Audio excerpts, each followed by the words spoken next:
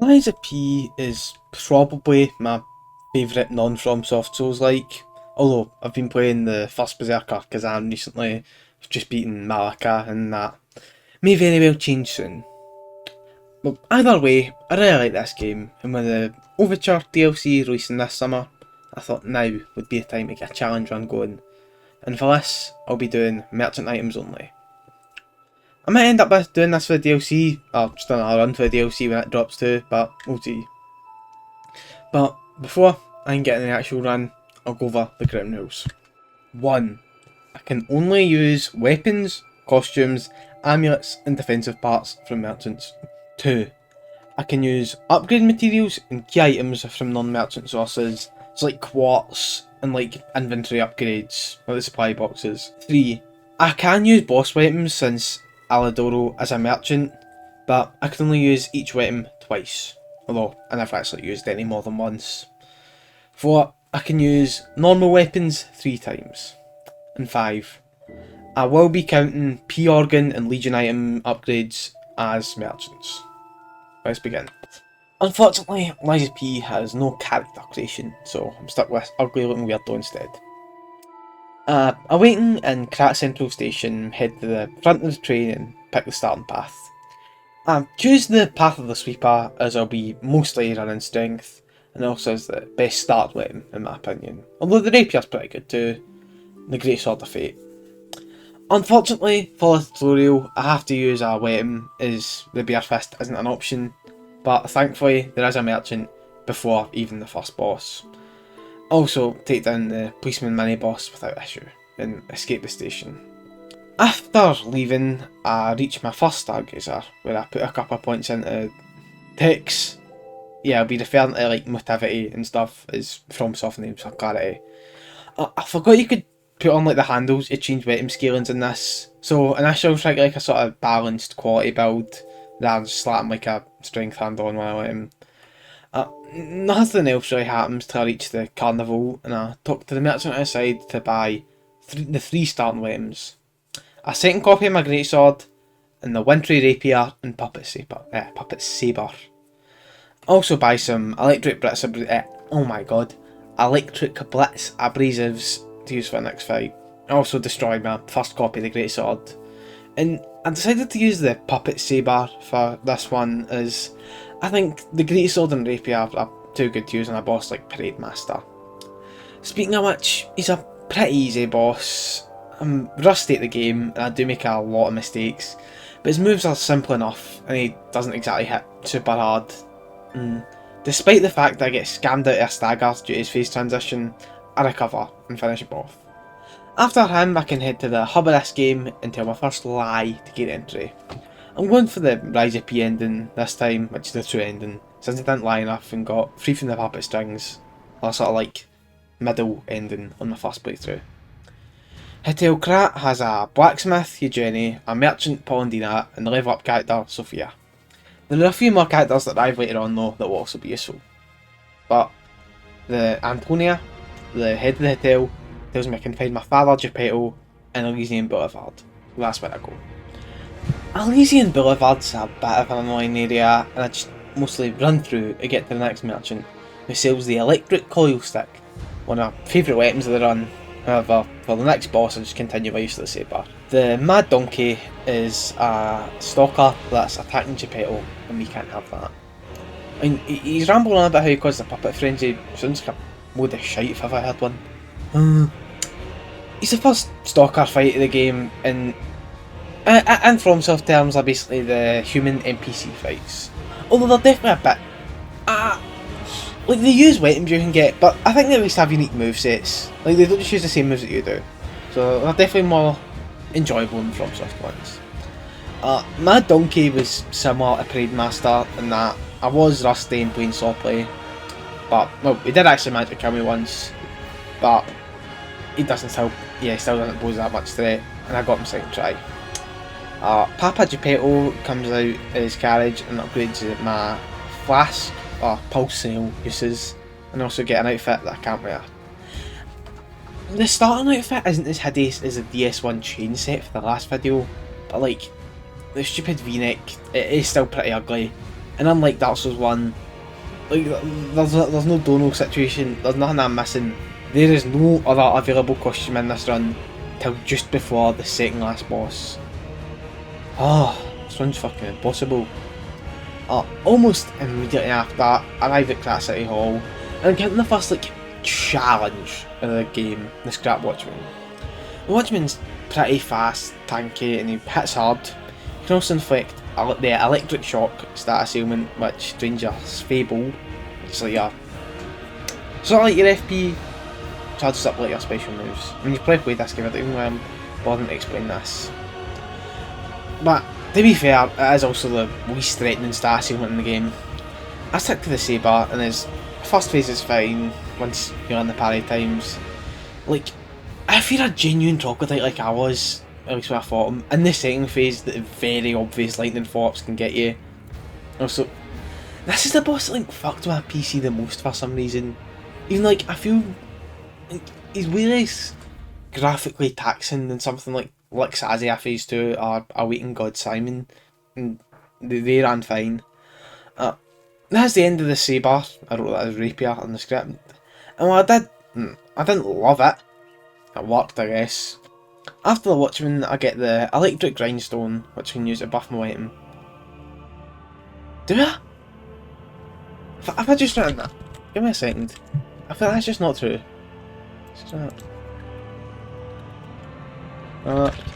Watch. That's for Legion of Arm.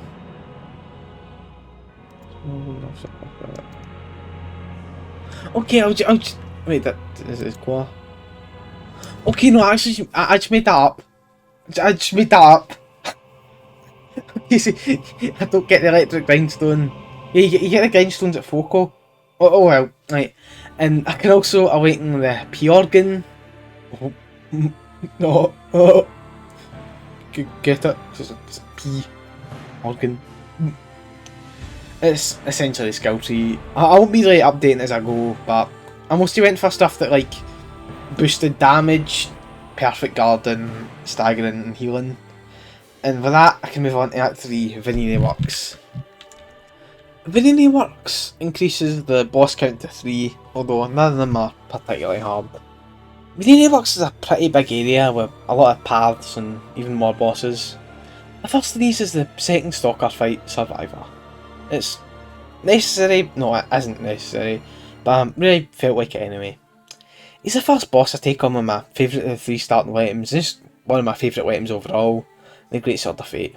He's kind of a nothing boss and definitely a waste of weapon, but his arena can be kind of annoying and he does get me once, similar to Mad Donkey, before I get him fairly quickly on the second try. I also head up to meet a pair of recurring characters, the Black Cat and the Red Fox. They'll be more important later on.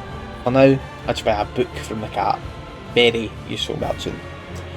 Also put a lever next to them, drain the poison in the next boss's arena. Speaking of, next up is the Puppet of the Future. One of the game's main mini-boss types. He reappears twice in Act 8. Well, there's 2 Puppets of the Future in Act 8, they're both pretty much next to each other. He's very similar to bosses like the Last Giant from Dark Souls 2, or like Guardian Golems or Stone Digger Trolls from Elden Ring, with the fight mostly being attacking the ankles of the boss till he comes down for a visceral. I take him down with a wintry rapier, unupgraded, as I really didn't want to waste that use of the coil stick or great sword on this bozo. Ignore the fact that I died to once. Like, yeah, it's fine. I think it's pretty hard to perform badly against this guy. The reward for that is a weapon I can't use. All that effort for nothing.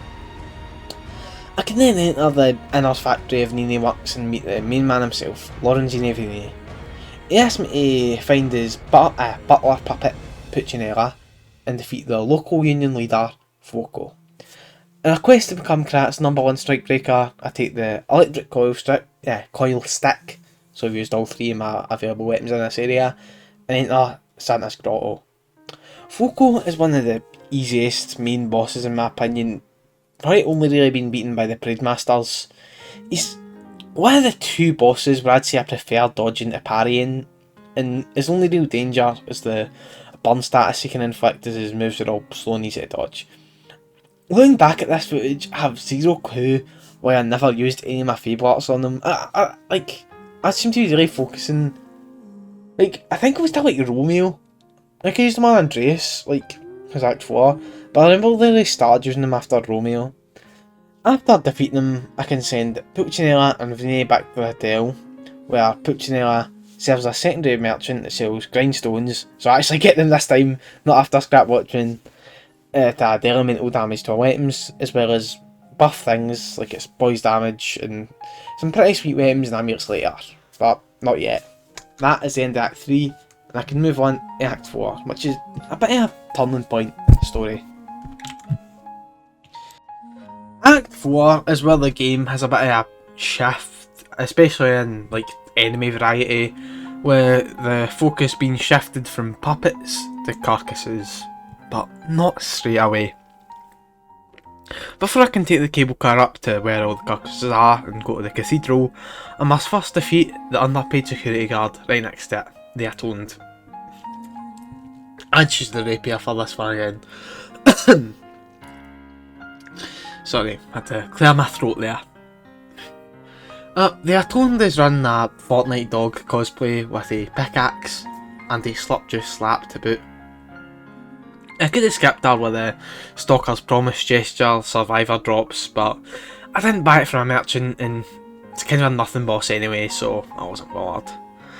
Ride the cable car, and then in a cutscene that I swore looked way more like the Resident Evil 1 zombie reveal on my first playthrough, I meet the first carcass enemy. Out of the three main types of carcasses, puppets and alchemists, carcasses are definitely my least favourite to fight. Like, I like the big ones, but just in terms of like the rank and file individual ones, I'm not a fan of carcasses. Like, puppets are sort of like slow and like heavy feeling, and the humans are like faster and more like precise, but carcasses just kind of flail. The Cathedral's probably my least favourite level in the game, either it or the swamp from Act 8. And the room with all the walkways might be the worst like section in the game. It's so annoying, and like you try so hard and you get so far, but in the end it doesn't even matter because you just get fucking sniped off or die in the immediate after area before you reach a checkpoint. But on the bright side, this area does have some useful stuff, like the first Krat supply box. The supply boxes are the Eliza P equivalent to Elden Ring's Bellburns or Dark Souls 3's Ashes. The first one gives me the ability to buy infinite hidden moonstones from Polendina, which are the Titanite shard equivalent in this game, so it's very useful. As well, we also meet the boss merchant weapon in this in this game, Aladoro. I pick up the 7-coil spring sword greatsword from the Parade Master's Ergo, and the etiquette dagger, which I never use, from the Scrap Watchman's Ergo, and then I take Floco's boss amulet, which boosts damage after a perfect guard, which I do wear for a lot of the game. I think up till the Act 7 boss. There's nothing else in this area on the boss for Archbishop Andreas. I choose the Greatsword of Fate for him, leaving me with only one use left. Andreas is the first 2 health bar boss in the game, but to be honest, I'm not sure if you really need 2 health bars, considering the second phase can be fought like very similarly to his first one, with just a few new moves if you don't want to deal with his annoying worm like Pope thing like me. Andreas is one of like 3 carcass bosses in the game. One more 2.5 because one of them's like puppet / carcass. He's definitely the best of the 3 though. Was boss Ergo, I end up getting the Nameless One's amulet, which gives me a free heal. Basically, like every time I heal, it just gives a chance of that heal use not counting. Like I get the HP but it doesn't take it away.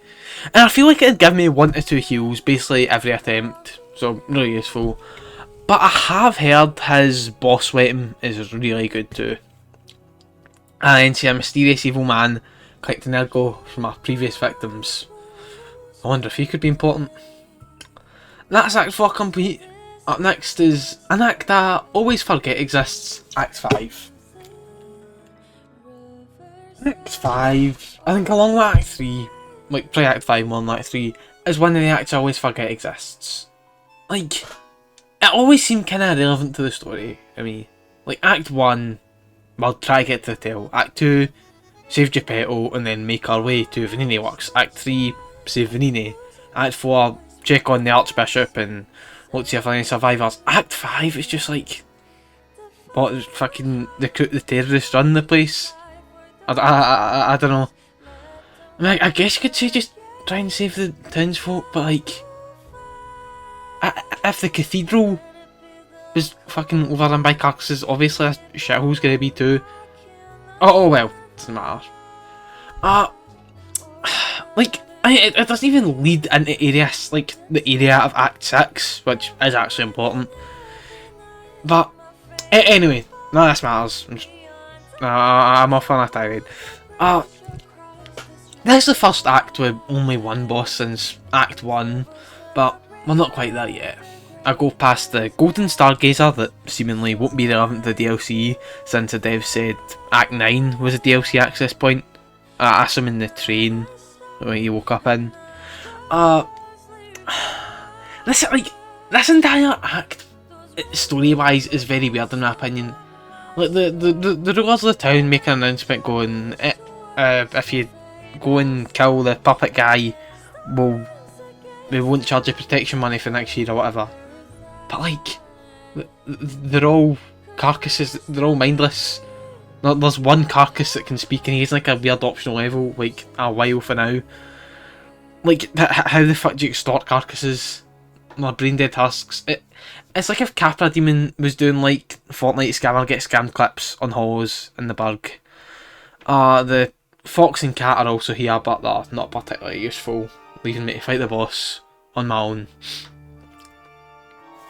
But thankfully, there's another merchant here taking residence in the TikTok Rock Lobster cover inn who sells the Bramble curved sword, and a record I can listen to for extra humanity back at the hotel. And some throwables and grindstones. Not like grindstones and one that like I permanently equip like the one Pulcinella sells. Yeah, Pulcinella. Like just like throwaway ones, like greases from like Souls Elden. Immediately after him, it's the big boss, the Paul family. The Black Rat Brotherhood are honestly one of my favourite fights in the game, and one of my favourite gank fights in general, and just in all gaming. I took them on with the final use of the Great Sword. The Big Cheese, like the eldest, he's really fun. All his moves. And other than like Gum Pistol, the siblings aren't too annoying. The youngest flinches pretty easily, and the Buckethead one is really easy to backstab. Luffy is like a major pain in the arse though, because like you could be in like a major combat, you could just stagger the eldest about to get like big damage with a visceral, and they just pull you away with stupid grappling hook. But thankfully, when you're fighting them too, the brother only uses one like attack, which he always telegraphs like a grunt. Like he always goes, "Oh!" and he fucking runs at you, and he does the big sort of like sword flip attack. Like, I'm waffling, who cares? But yeah. Like, when all three siblings go down, he's pretty easy. I don't get a boss ergo from them as they drag the big brother away before I can kill him. Well, before I can get his soul, he's already dead. Next, I can head into the town hall, get a painting, and also unlock a new merchant, Giangio, but I never really use him at all, or for a story thing later on, and Act 5 is done. Now, it's time for what may be my favourite act in the game, Act 6. Act 6 is broken into two main sections and features three bosses, the first of which is the White Lady. I used the rapier again for this one, resulting in an unintentional rapier v rapier fight. And while it's probably my favourite of the stalker fights, I think fighting her while our sister's music plays, and the whole sort of quest line with her sister in general is cool, as well as the fact that she can parry you. I think she's also probably the easiest, as she can't really do anything if you just dodge to her left and backstab her. But with that, all three starting items have been fully used, and I was fully right in my predicted ranking of the Greatsword being the best, Rapier getting silver, and Sabre being the worst. Although, the Sabre wasn't like awful. And then go through the sewers, find someone's character girlfriend, and then have an encounter with a model that developers actually based off the average Elden Ring blue. I initially duke the Mad Clown puppet and get to the Stargazer behind him, because I'm not doing that run back and fighting him with all the fire guys, and after that it's just a normal fight. I used the bramble curved sword, and while I see a lot of hate for this fight, I actually really enjoy it. His combos and his spin to win attack are fun to parry, plus like his little extendo gum pistol. I think the touch of him like cowering and protecting his head when you stagger him and then laughing when he kills you, like, sort of give him a personality than just making him a regular puppet. It's a fun fight, and for my efforts I get a quartz. The actual opera houses are pretty fun, albeit short level, with the introduction of Disruption, which is the insta-kill element of this game, yay. And also the first Vanini collection, which can give to Polendina, it's Puccinella, not Polendina, as a shop expansion similar to the Classify boxes. This gives me a weapon, the Tyrant Murderer's Dagger, and an amulet, the Carcass Butcher's Amulet, which gives a boost damage against carcasses. Shocker. As for the boss, who I use the Electric Coil Stick Head for, I mean, he's the king of puppets, obviously going to beat the electricity. He's definitely my favourite in the game, which is a brave take, I know. Romeo is the first boss I feel really deserved 2 health bars, and his first and second phase do have fully different movesets. His first phase is pretty easy in my opinion, and with his spin around, punch down, move being pretty easy to parry for, and then punish. Although, I do see some people struggling with it, like that phase. I think it's fine. What I do struggle with though is his second phase. He's really fast and hits hard, but his moves are so fun to parry, and honestly, I'd say he could hang with like bosses like all-time greats, you know, like Genichiro, like Moinia, or even some other Souls like classics like Malika from Kazan. Other than just his electricity weakness, I used the electric coil stick for its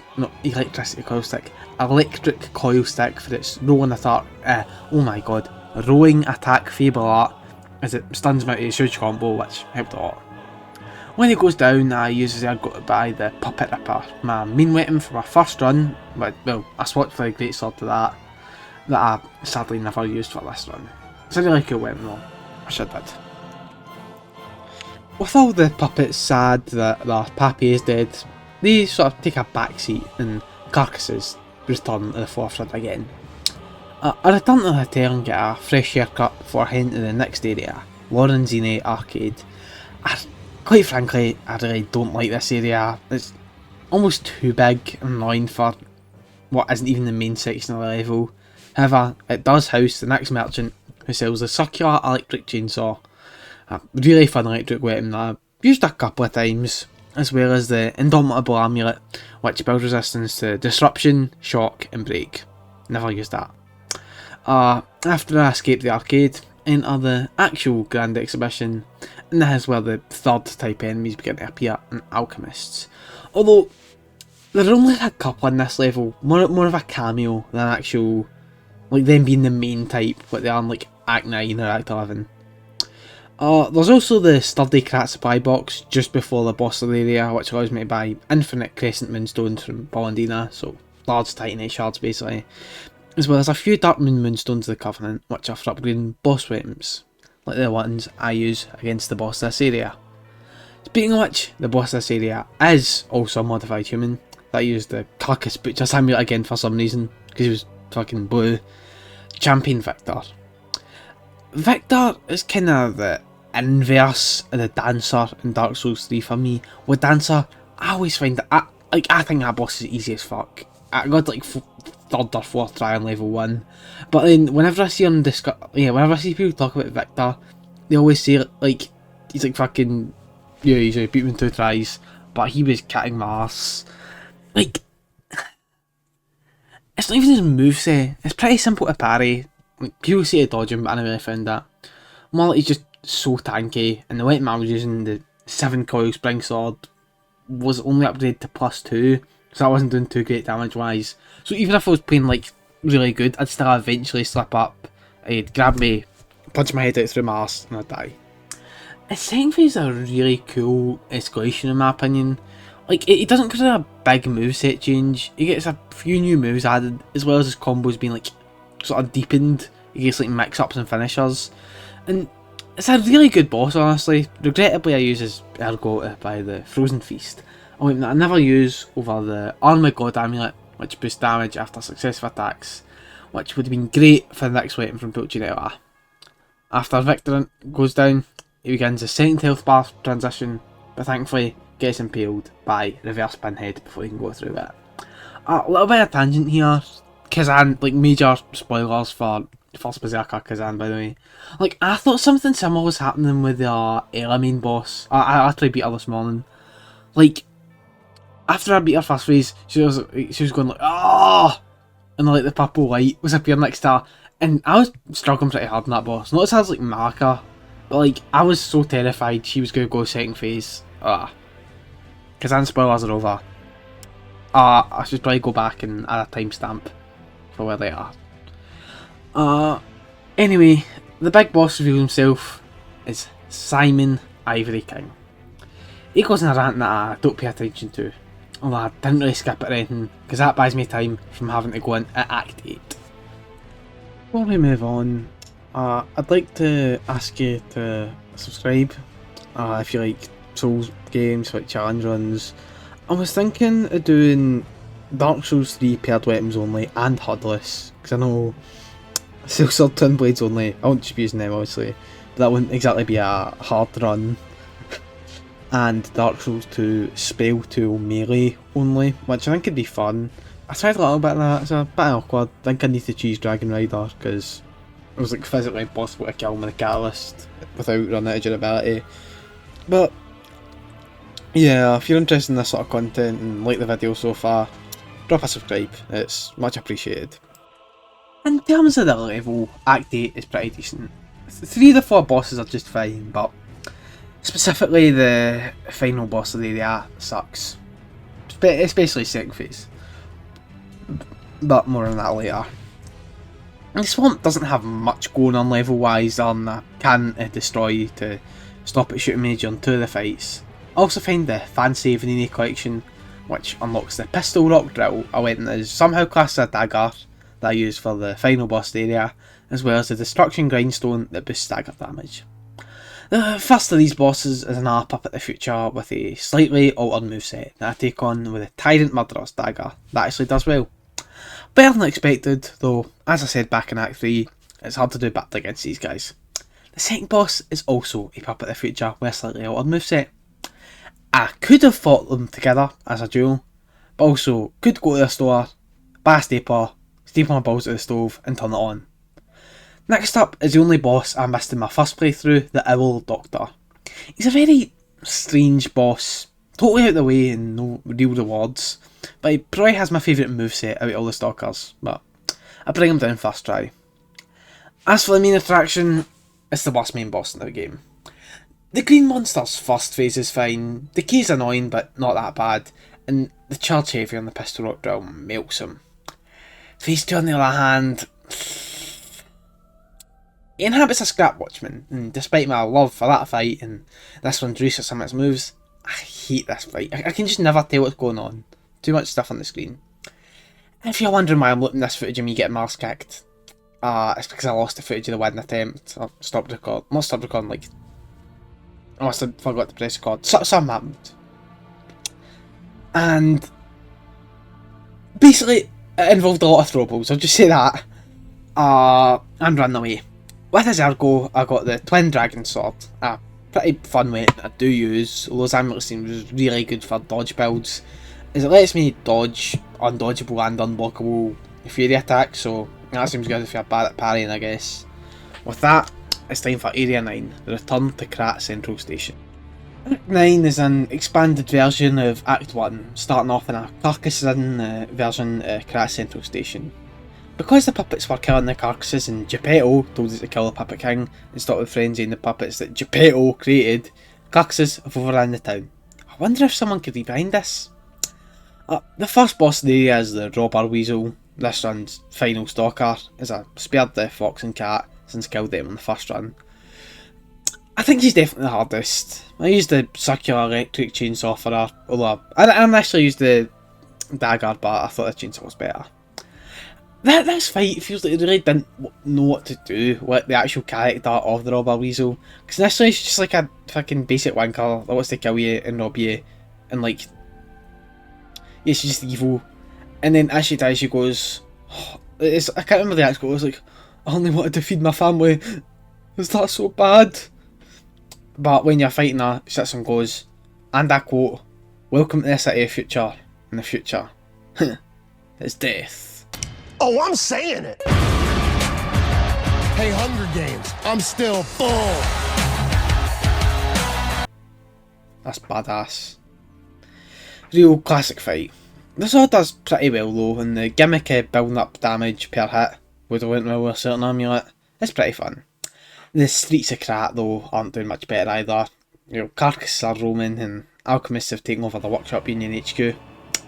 In an abandoned apartment, I have my final encounter with the wandering merchant who sells me the military shovel. A pretty decent if unremarkable weapon. Not a great send off, but he sells some pretty good stuff over the course of the game. So he's a valuable asset, and I visit him a couple more times later. Goodbye. The final supply box, which I don't actually initially get, but I've just included it here to keep continuity. But it just allows me to buy half moonstones, which are Titanite chunk equivalents, and any full moonstones that you find them. Also allows me to buy full moonstones of the Covenant. At the top of the Workshop Union building lies the Walker Evolutions, who I fight with a bramble curved sword. Side note, I really hate noting down every weapon I use. I think it breaks up the script. And although I said two main bosses were better with dodging earlier, there's a mini boss that I prefer dodging against, since her range is pretty short but she attacks quite quickly. At half HP she summons a clone, and I prefer to just take it out first, as unlike a certain squad freak from Dark Souls 2, the summon isn't too tanky and she doesn't fucking resummon it after dying. Almost immediately after her, I can return to Serasani Alley. Whenever I record, my pronunciation just falls apart. And then I return to Krat's Carcass Asylum and fight the new and totally unique boss, the Stray Parade Master. I'm joking. The Corrupted Parade Master is definitely more unique than a boss like Stray Demon or the Fire Sage. It has a couple annoying attacks, and while the concept of something that adds during the fight does sound annoying, they're like level -4 fodder that die in like 2 hits. And he is still mostly using the moves of the first boss. He goes down pretty easily to the chainsaw. And when I return to Hotel Krat, to be attacked by the cat and the fox and Aladoro and the Black Rat Brotherhood, and I've taken Jeppetto but not killed him, I'm motivated to go, even though I let go would have already. Oh damn, I fucked a bit by starting. I'll just leave it. Also, Antonia is dying, who I mentioned once in Act 1, so I'm sure I feel nice sad right now. And everyone is locked into Jeppetto's room. Antonia then tells me I can play a certain tune on the piano to get down to the Relic of Trismegistus, which is an area, not an item, and get to the Ultimate Secret base. And it's gone to one, and it comes from us fucking around at the back. Are you fucking idiot stupid? What the fuck goes through your brain? Let's go. That 10's level is probably the shortest in the game. It's really short. I mean, there's not even a Stargazer between the beginning and the boss, so yeah, this entry will be short. Speaking of the boss, the Rune Sentinels are here to fight me, and they're a bit more annoying than the first fight, but I still like the fight. I took these 3 on with a pistol rock drill, and it is good. My strategy for the gank phase was to backstab the spear bucket head guy immediately. He'd always go down really easily. The other 2 are kind of annoying, as Scorpion has lost the ways to hook me in, but replaced it with burn status ailment on his sword.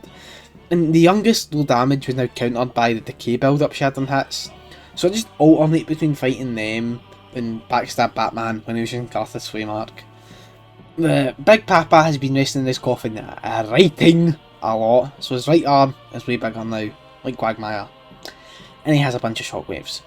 there's meant to be like a junior member fighting alongside him, but I always set it up so I'd get the grappling hook guy and the youngest would both be low. I'd kill one of them, then the other one would automatically start buffing away at him. I'd go for a backstab, then they'd both die as he was coming out, and then I'd fight him solo.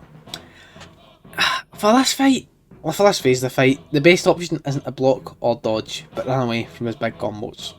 When I get a poise break, I thought I had a Parade Master situation where I got sent him in like a phase 2, but he was just he was just in a really long attack chain after he was staggered, and I got a backstab into a pistol rock drill murder. If only I got that fucking amulet for Victor. The fight gets down to the wire with me having no heals, although to be fair, I was close to getting another one back. And about 2 HP, I get a final light attack and put the Shadows of Krat away for good.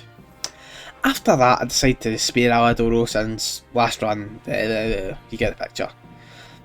Looking back, this was actually really risky, as I wasn't sure if I really had enough humanity to get the true ending, and this is one of the last chances to get like a big chunk of humanity before the ending lock.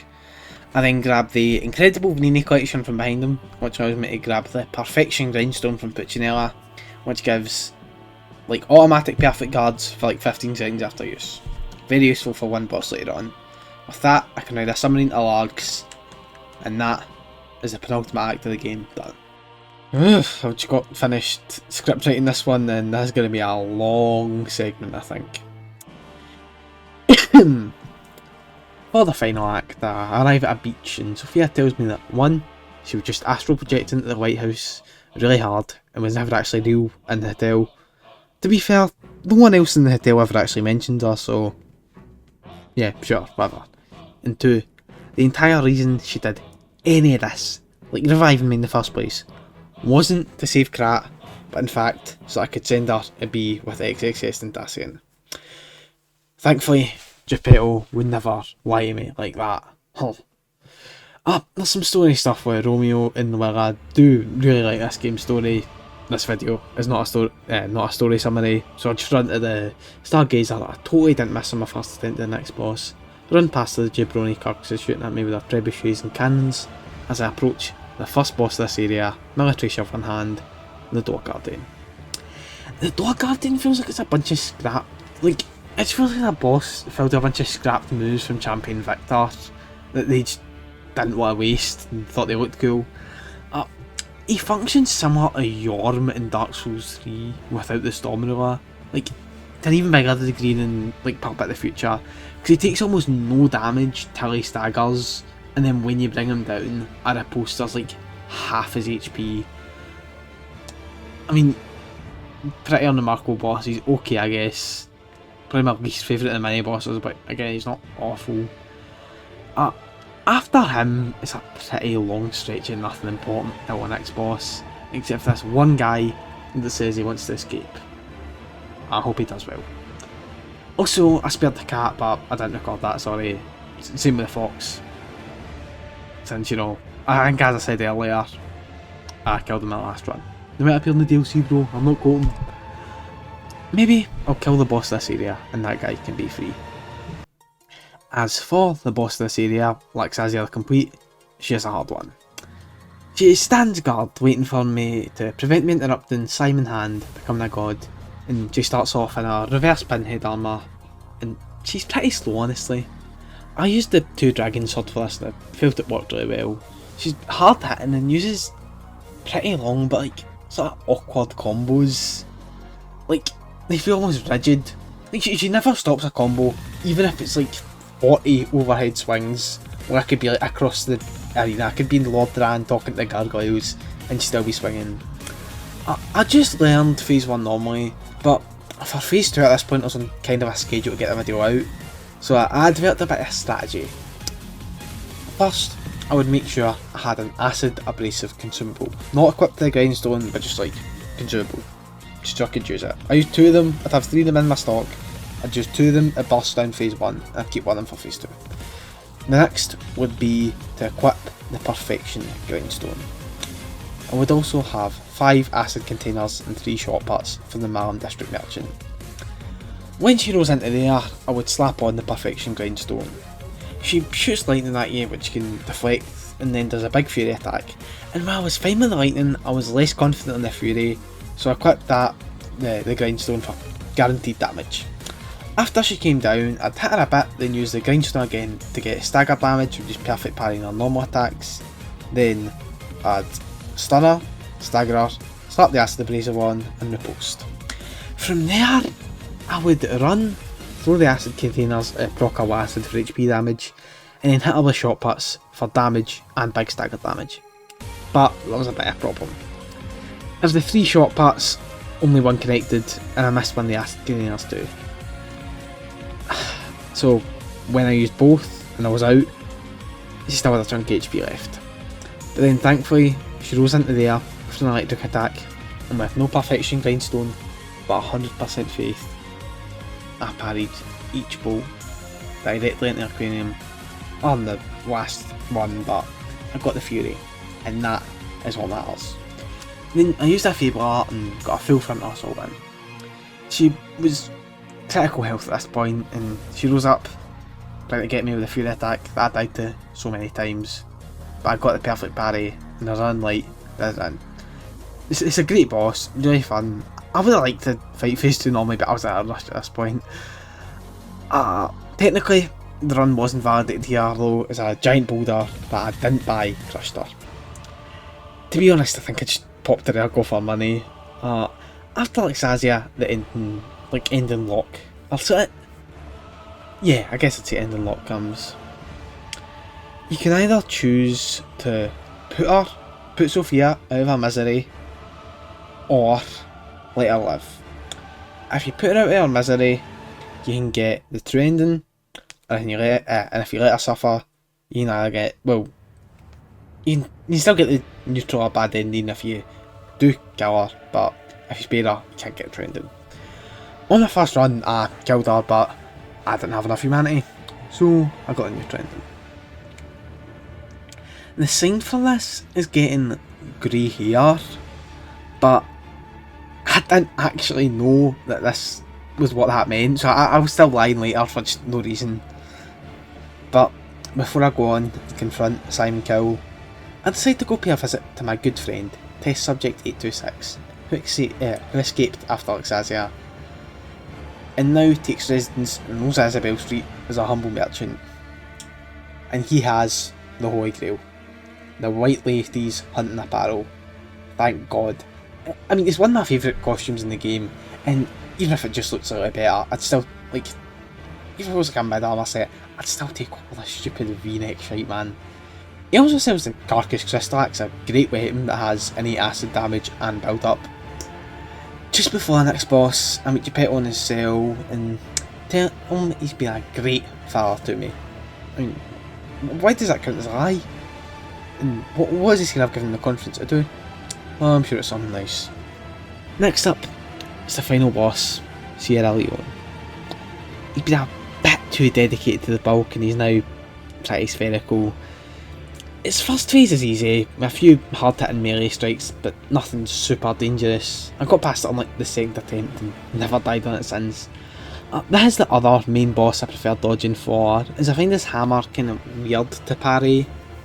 The Fable on the axes is really good, it does heavy damage and leaves an acid pud on the floor that does bonus damage and build up, although Simon is surprisingly agile for his size and can dodge it pretty easily. It's phase 2 is where stuff gets real, as he recreates the famous painting Freddy and Bonnie by Ichiro Oda and touches fingertips with God. He now has a bunch of projectiles and shockwaves and tracking projectiles and just shite covering the screen, but he's not that bad when you get close to him. Similar moves and strategy to phase 1. I went in not liking this fighting one, it's a bit different to the other ones in the game. I actually like it quite a lot now, even if it can get a bit aggravating in phase 2. Before he dies, Shitebag Marcus tells me to be aware of Jeppetto. Why did my father do anything bad to me? And then forget there's an elevator on the emblem in Simon's arena and run into Jeppetto's cell. And then actually take the elevator and his arena down the Tomb of the Giants. I've always wondered why this place was even like there in universe. Anyway, my loving fella Jeppetto thanks me for doing in, calling off for him to try to become human, and asked me to give him a heart. I say, no. I mean, I still want to live, why would I do that? And he gets angry, and I realise, Jeppetto is a bad guy.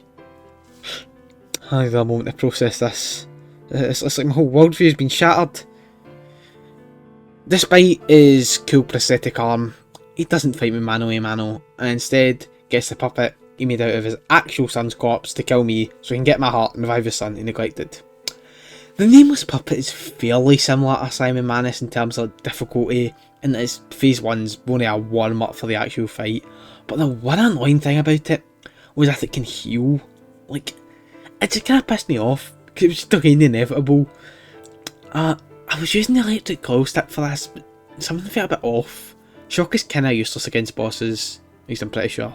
I'll look up after this video and I'll do some shit like fucking reduce their stagger vulnerability. No, increase their stagger vulnerability. If only I had acid. But the Fabler at the handle, which was the roll in charge, shout out Romeo, was just too good. Then I remembered. One of the most interesting systems in the game I had been neglecting the entire time: weapon combination. I could put the carcass head in the coil stick for the coil moveset and handle art, and then axe damage, which works out great since he's actually weak to strike, which both weapons do, as well as electricity and acid, so I shouldn't be losing out on damage either. The Puppets Phase 2 is one of the fastest fights in the game with a bunch of epic anime explosions, but as long as I could parry his opening like Zoro speed wits, charge R2, get a Faber in to stun him, 2 more charge R2s, and continue attacking till I stagger, another charge R2s, he's staggered, riposte, wait for him to wake up, 2 more charge R2s, I had more than half his health done. I mean, a 9,000 string, 9,000 HP string is insane, and I'm really proud of that. And I really just had to keep playing well, and eventually went down. Weirdly enough, this is similar to my experience with Flame Lurker from Demon Souls, like, of all bosses. And where I was so focused on the fight, I didn't realise he was almost dead, till like, I looked at his health, like, for most of the fight I was looking straight at him, then I looked down and I realised it was like 40 HP. And then I just brought him down, I suppose. I beat him in game, but not cutscene, as he lunges for me, but Jeppetto jumps in. So brave. P sheds a single manly tear as we, you the viewer, and me, the YouTuber, Dark Souls 2 fan, forgive him for trying to kill me, and then also almost fully wipe me out the population of the entire city of Krat. I then pull a pseudo German and revive Sophia as a puppet, except in a far less predatory way than what he did with Maria. And the game ends with me dying. Fuck, this sucks. Just. I can still roam about. There's a post-credit scene, the Gold Coin Fruit Boy go on a train to set up the sequel with Dorothy and the Wizard Oz, which will hopefully be even better than this one, as the second entries in Souls-like series are always the best ones. That was a bit of a normal run, but it's whatever. I'm excited for the DLC. This ending segment's unscripted, but I'll just talk. Obviously, thanks for watching. This is like, I don't know, it's kind of a nothing run, but I'm glad to have like a Liza P run under my belt, because I want to do a Kazan run at some point too, after I beat that, because that game is so fun so far. I want to do a DLC run. To be honest, I don't think I'll do this run for a DLC. I'm going to lay off Merchants Only for a while, because I feel like that's a bit bland. But, I mean, I might return to it eventually, but I don't even know what I'd do. I think people have already done it for a lot of the Souls games, even if they haven't. It's a bit formulaic. Liza P's kind of different, because I don't know how to describe it, but like, there's definitely more, there's less weapons than you can normally do. I was thinking of doing the Ring Bell Bear only, I did a little bit, then I abandoned it. If I get like, I don't know, enough subs, I might start streaming Invasions after now, like after a while, because I've got exams on right now. Got my next one a week on Wednesday. Yeah. Next, I think I will be able to get if I do it for next month, especially if I do Dark Souls 2 paired with, no, Dark Souls 3 paired weapons, but I might also do Dark Souls 2 Spell Catalyst, since that seems like a bit more of a fun run than Dark Souls 3 Paired Weapons Only, a bit more unique. People have done it other games, but nobody's done it for DS2. I'm really surprised nobody's done Paired Weapons Only for DS3, at least as far as I could find. But, I mean, maybe it's just because it's too easy, so that's why I'd be doing it HUDless. Cinematic footage that I could reuse in the future too. But, yeah, thanks for watching. If you enjoyed this, just leave a like, subscribe. Hopefully, hoping to get to maybe 100 subscribers by summer. Let me be a bit risky, but if I can, like by the end of summer, if I can push more videos out, I think that's doable. As long as all the videos are good. Yeah, thanks for watching. Dark Souls 2 fan, out.